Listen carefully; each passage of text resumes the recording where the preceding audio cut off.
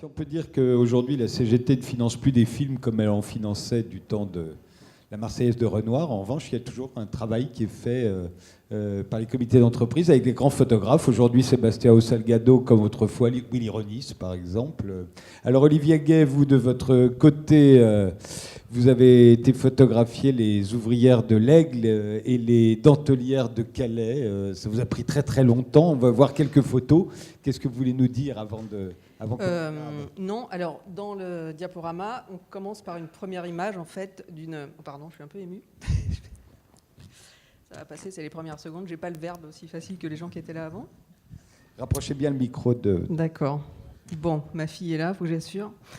Donc, la première image, en fait, c'est une image d'une femme que j'ai photographiée lors d'un piquet de grève dans une toute petite usine dans un village de l'Orne, en Normandie, là où nous venions, en fait, juste d'emménager avec mon mari.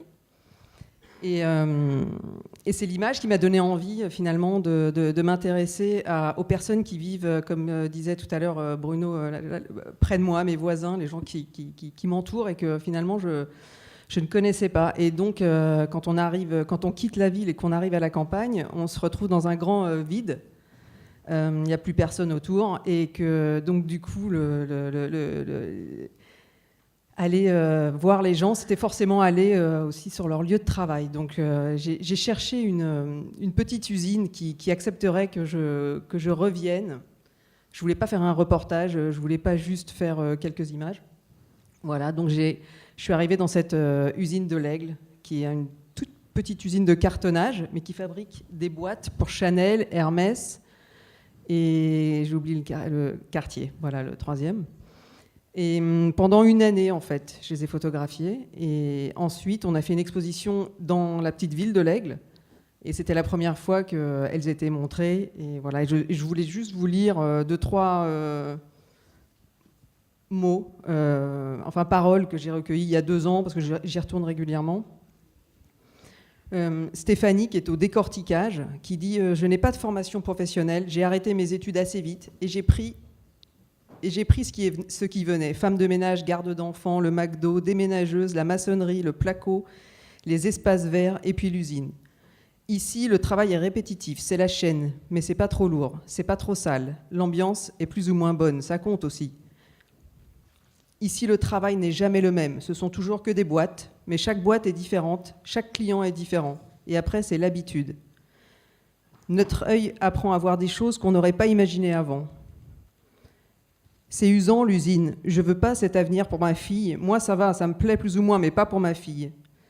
Le regard des femmes est plus critique que celui des hommes. Je sens plus le jugement de leur part. Les femmes, elles, vont plus loin dans le détail. Ça, c'est Stéphanie, justement. Voilà, au décortiquage. Pourquoi c'est bien fait. Voilà, c'est bien fait. Je n'ai pas fait exprès. Après l'Aigle, vous allez voir, je crois, quelques images des dentelières d'Alençon, parce que donc j'ai photographié aussi les 7, elles sont 7 maintenant, à être fonctionnaires et donc payées pour entretenir un savoir-faire ancestral qui ne se... C'était, voilà, transmet uniquement en fait oralement au sein de l'atelier national du Point d'Alençon. Et voilà, donc j'avais vu un petit article de presse qui disait que l'atelier était exceptionnellement ouvert au public parce que c'est vraiment un endroit assez privé, secret. Donc j'ai senti derrière cette petite article qu'il s'agissait en effet d'un lieu secret et c'est ça qui m'a attirée en fait. Voilà. Et les dentelières d'Alençon sont des femmes de poigne. J'ai plus galéré pour les photographier que quand j'ai fait des photos bien avant sur des femmes prostituées ou enfin vraiment quoi, elles ne voulaient pas du tout montrer leur image. Donc là aussi je suis restée très longtemps, je suis revenue souvent. Et ce que vous voyez maintenant ensuite c'est les dentelières de Calais. Donc là on est dans la dentelle mécanique, l'industrie, rien à voir, un autre savoir-faire industriel cette fois et en déclin. Et voilà, et aujourd'hui on parle plus de Calais pour ce savoir-faire, on parle de Calais pour d'autres choses, évidemment. Mais je pense que c'est quand même aussi important de revaloriser les lieux, les personnes, les histoires. par rapport à des choses qui sont belles, quoi.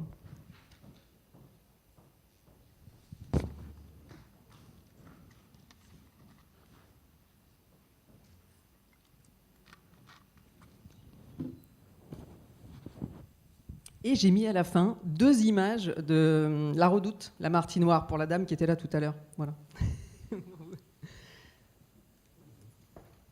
Et ça, c'est Madame Noyon, c'est la patronne, la femme du patron, chez Noyon à Dentelle de Calais. Je me suis dit, je vais quand même aller voir les patrons pour voir un peu qui est derrière tout ça, parce que voilà la Martinoire. Donc cette dame qui s'élève dans l'espace pour aller chercher les vêtements qui sont stockés, c'est absolument incroyable, quoi. C'est Disneyland un peu. Voilà, merci.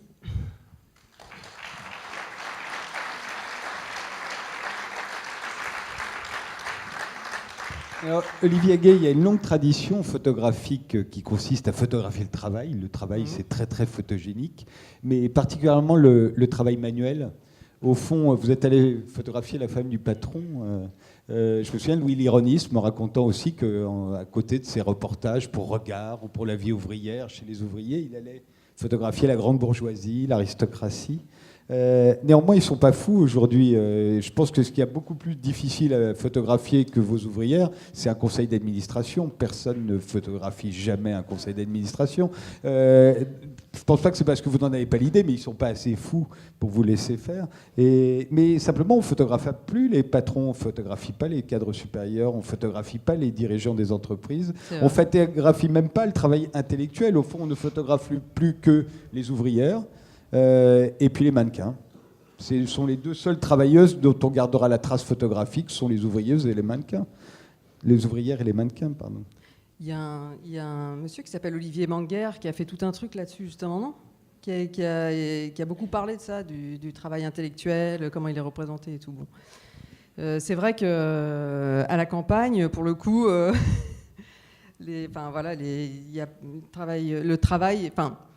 Moi, c'est venu aussi à la sortie de l'école, d'entendre les mamans autour de moi parler de leurs difficultés, de trouver un travail, d'une réalité, quoi, vraiment. Comment on fait pour trouver un travail, comment on le garde, comment on fait quand il n'y en a plus, quand les usines ferment, tout ça. Donc, toutes les photographies que je fais sont liées à mon histoire, aux rencontres que je fais avec les personnes. Et à chaque fois, il y a un déclencheur. Il n'y a pas eu tellement de rencontres avec des dirigeants, des conseillers, voilà. Mais peut-être qu'un jour, voilà. Tout à l'heure, on discutait avec Françoise de peut-être la possibilité de faire quelque chose sur son univers, qui n'est pas a priori un univers visuel vers lequel j'irais, mais comme disait Robert Guédiguian tout à l'heure, je crois que tout est photographiable. Il y a des formes qui sont différentes à trouver, à chercher. Ce qui m'intéresse aussi, c'est de trouver des nouvelles formes, d'expérimenter des choses. Donc pourquoi pas, ouais, ça peut être. Mais après, il faut qu'il y ait un moteur derrière. Il faut qu'il y ait une vraie raison. Enfin, il faudrait qu'il y ait une raison. Voilà, c'est George Orwell, il disait ça. Moi, s'il n'y a rien derrière qui motive, s'il n'y a pas le sentiment de défendre une cause, d'une injustice, d'avoir un truc à so what, quoi, comme on dit. Il y a l'injustice qui consiste à ce qu'on ne représente jamais ceux-là. les autres. Ouais. Alors, si, la bourgeoisie, on la représente quand elle s'amuse, quand elle se distrait, mais pas quand elle travaille. C'est vrai. Les grands photographes des années 30, 40, 50, français, n'allaient pas photographier tellement, à part quelques exceptions. Lartigue, il a photographié beaucoup son univers, quoi. Effectivement. Mais toujours dans la distraction. Jamais. Le loisir, la société de loisir, ouais. Pas à l'usine. Non, pas à l'usine. Qu'est-ce que ça implique quand on reste un an avec des femmes dont on ne connaît pas le travail, a priori, ni même la vie, et qu'on les photographie? Comment le ressentent-elles et vous-même, est-ce que vous ne vous trouvez pas lourde au bout d'un moment? Au départ, déjà, c'est compliqué. On n'est pas super bien vu. Enfin, je sais que c'était assez. Je sais que j'arrivais avec un appareil photo qui coûtait. J'étais très consciente de ça. Et en même temps, je pense que je cherchais aussi cette confrontation-là, de me dire, voilà, est-ce que je peux être acceptée dans un monde comme celui-ci? Donc, je repense. Je racontais cette histoire la première fois qu'on s'est vu avec Christelle Gillard et Elsa Conseil. Cette femme, Jojo, qui je sentais bien qu'elle me maudissait à chaque fois que j'arrivais. Donc je l'entendais répéter genre faire chier celle-là. Enfin, vraiment, je la sentais comme ça. Et il a fallu, comme elle l'a dit d'ailleurs le jour de l'exposition, parce qu'elle était la première là, le jour de l'exposition, avec ses 7 sœurs, quoi. C'était hyper important pour elle, malgré tout. Donc, et elle dit, il a fallu qu'on s'apprivoise, il a fallu du temps. Donc, je pense que en fait, c'est le facteur temps qui est très important. Pas seulement le temps de faire des images, de repartir avec ce qu'on est venu chercher, c'est-à-dire voilà, une belle image, mais de temps aussi à côté, quoi. Le temps de parler, le temps d'aller en pause, le temps d'être là. Vous avez vu, j'ai mis c'était l'anniversaire d'une des ouvrières qui s'appelle Mouche. Pour eux, c'était hyper important que je sois là à l'anniversaire aussi. Et de faire des photos pour eux. Et aussi, voilà, le truc le plus important, je crois, c'était qu'ils aient des photos de leur travail, quoi. De ce qu'ils font. Parce que personne dans leur famille ne savent... c'est ça, oui. Oui, c'est ça. Excusez-moi, je vais boire un coup. Mais c'est étonnant parce qu'aujourd'hui, la photo, c'est quand même énormément démocratisé. Tout le monde a un appareil photo dans son téléphone portable. Ouais, et vous voulez dire qu'elles n'ont pas l'idée de se photographier il fallait que ce soit une professionnelle pour Non, mais là, le monde ouvrier, on est quand même dans des endroits où on respecte les règles, on fait attention, on n'est pas des... Moi, enfin, encore une fois, je vais redire George Orwell, parce qu'il parle de cette décence ordinaire. Moi, je trouve que c'est exactement ça. Il y a quelque chose de... Moi, je vois beaucoup de beauté, quoi, là, avec ces personnes, vraiment. Et elles ne sont pas là pour transgresser, pour s'amuser. Quand elles font leur travail, quoi. Elles sont concentrées sur... donc, faire des photos au boulot, non. À votre avis, pour qu'on s'immerge, qu'on soit fasciné par le travail, quand on est photographe, c'est forcément lié à un engagement politique ? Politique ? Oui. Oui, je sais pas. Moi, je crois que l'engagement politique, il est incarné, quoi. On est avec, on est politique à partir du moment où on vit ensemble. Moi, je sais que la photographie, pour moi, c'est ça, quoi. C'est relié. C'est déjà assez solitaire comme métier à la base, mais l'idée, c'est pas. J'ai pas pu me contenter de faire des images, des belles images pour moi, pour en profiter pour mon... Non, l'idée, c'est de relier avec les autres, quoi. Et la politique, pour moi, c'est ça. C'est comment... c'est pas plus compliqué que ça, en fait. Enfin, ça devrait pas être plus compliqué que ça. Comment faire des choses ensemble, comment travailler, se cultiver, manger, tout ça, quoi. Tout ça, pour moi, c'est politique, en fait. Et dernière question, et puis je donnerai la parole à la salle. C'est une question qui s'est posée à la fois dans le cinéma, dans le théâtre depuis ce matin. Est-ce que les salariés, est-ce que les travailleurs, comme on dit ici, ensuite ont envie d'aller voir un film ? Non, quand c'est évidemment, elles ont envie d'aller se voir, c'est normal. Comme ce que disait Nora tout à l'heure, les ouvrières de la Redoute avaient envie d'aller voir le spectacle qu'elle interprète sur la Redoute. Mais est-ce que vous avez l'impression que ces photos leur donnent envie après ? Parlent aux ouvrières en général, à tous les ouvriers, ou est-ce qu'au fond, c'est pas plutôt de la curiosité pour ce qui est exotique, c'est-à-dire que pour tous ceux donc, qui ne sont jamais rentrés dans une usine de ce type ou qui ne savent pas ce que c'est qu'une dentelière, ceux-là, ça les intéresse beaucoup, et de voir aussi comment, le jour de l'anniversaire, elles se préparent des gâteaux, et qu'est-ce que ça fait de travailler sur une chaîne comme celle-ci. Moi, ça m'intéresse, mais je ne suis pas sûr que celles qui y travaillent, ça les intéresse. Vous voulez dire qu'elles viennent se voir, ou est-ce que ça peut les ouvrir sur une curiosité du monde de l'art ? Est-ce que ça peut intéresser d'autres ouvriers, d'autres ouvrières, les gens de classe populaire, des classes ouvrières, du monde du travail, de voir des expositions de photos qui ne les montrent pas elles, mais qui montrent des gens comme elles, tout simplement. Je pense, c'est ce que disait aussi... Il est parti ? Non, non, il est là, monsieur.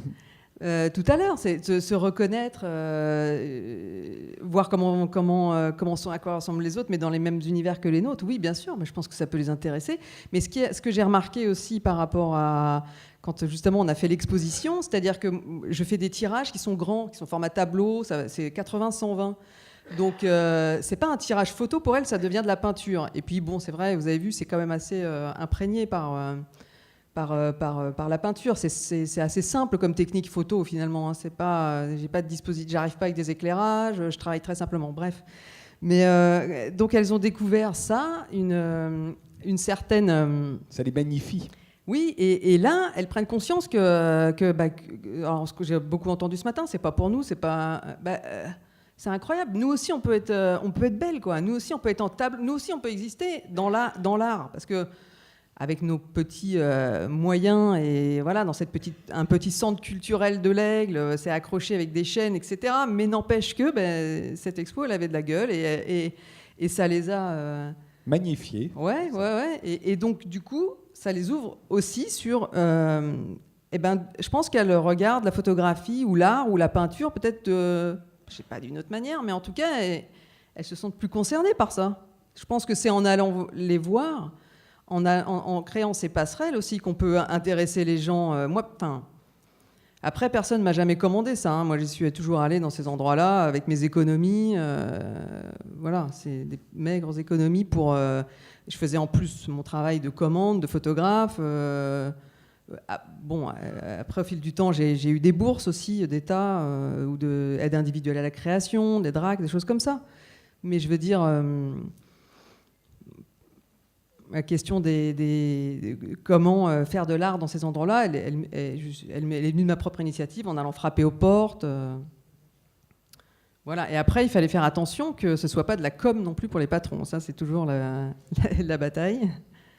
Mais là, il était super, Monsieur Delatte, le patron de Coffret Pack, il m'a vraiment laissé travailler. Et voilà, les premières fois, il m'a vu repartir au bout de 2 fois. Là, il m'a dit « C'est bon, vous avez tout ?» J'ai dit « Ah non. » Non, il m'a laissé faire 1 an. Voilà. Des questions ? Oui. Je me demandais s'il y avait une différence entre photographier des gens qui ont un métier, une compétence, voire un métier rare en voie de disparition. Donc là, c'est peut-être moins. Je me disais que c'était peut-être moins difficile de photographier des cheminots qui sont dans une tradition, un métier, et des gens qui ont un emploi, c'est-à-dire une occupation salariée pénible dont on ne se vante pas forcément à la sortie de l'école quand on vient chercher ses enfants. Est-ce qu'il y a un rapport différent et est-ce que vous travaillez différemment ? Juste par rapport à ce que vous dites sur le métier, alors dans la fierté de ces métiers, justement, ça me fait penser à les dentelières de Calais. Ce qui m'a intéressé dans les dentelières de Calais, c'est que les emplois ou les métiers sont répertoriés par nom. Alors on parle de la huileuse, vous connaissez ? De l'ourdisseuse, de la raccommodeuse, de la brodeuse, et tout ça. Voilà. À la base, ces femmes, elles ont été formées pour chaque métier. Mais du fait du déclin de l'industrie de la dentelle, etc., on leur demande d'être polyvalentes, de passer un jour ourdisseuse, et puis brodeuse, et puis machin. Et moi, j'ai photographié une femme, je me rappelle, à un poste qui, à la base, n'est pas le sien. Et c'est vrai que je voyais c'est cette femme qui a l'air assez... qui est très mélancolique devant cette bobine, enfin, ce tourdissage, là, ça s'appelle d'ailleurs, et qui m'a révélé qu'en fait, elle était raccommodeuse, et que son vrai métier, c'était raccommodeuse. Donc, il y avait cette fierté vraiment pour elle de parler de son vrai métier et non pas voilà. Mais après, j'ai pas répondu à la question, si. Non, mais je peux aider à y répondre par rapport aux emplois. C'est que j'ai vu des travaux photographiques qui ont été faits sur les coursiers, par exemple. Ouais. Coursier, c'est pas vraiment un métier, c'est un emploi, mais ça peut devenir un métier quand on le fait très très bien et donc très très vite, et ça donne des photos extraordinaires. Et puis dans les fast-food américains aussi, j'ai vu des travaux photographiques où là c'est plutôt des emplois. On peut pas dire que et des travaux photographiques splendides. Je pense que ça dépend surtout du photographe, plus que du métier ou de l'emploi, ça dépend du photographe. Non, je parlais du rapport du photographe avec les employés. Avec les employés, parce que c'est vrai que les gens qui ont une vraie compétence, avoir une photographie, c'est pas le cas de votre travail, mais de type quasi-ethnographique qui peut faire souvenir sur la cheminée du salon, c'est une chose. En revanche, je pense que mon père aurait aimé être photographié comme ferronnier d'art dans son métier qu'il avait appris, oui, etc., dont il était très fier. Je crois qu'à la fin de sa vie, comme OS chez Vachette, il aurait n'aurait pas du tout voulu être photographié. Parce que vous parliez donc voilà, parce que c'était pas la même mémoire. Oui, mais non, je crois pas, parce que en tout cas, c'est ce que je ressens quand je suis toujours là pour essayer de rendre de trouver une image digne des personnes que je photographie. Et même dans un métier laid, je crois que j'y arriverai. Parce que j'ai tellement envie d'y arriver que forcément, quand on a envie, on y arrive. Donc, et je pense qu'ils le sentent, ça, les gens, quand je suis en face d'eux. Et je crois qu'on peut transformer vraiment ça. Quelque chose a priori moche, qu'on trouve moche et qu'on regarde moche, si on arrive à changer des petites choses dans nos regards, on peut voir les choses d'une autre manière. Enfin, il y a eu de très beaux travaux photographiques sur les abattoirs, par exemple. Ah ouais ? Comme quoi. Exactement. Autre question ? Tout le monde a faim. À gauche. Je passe à la fin. S'il vous plaît.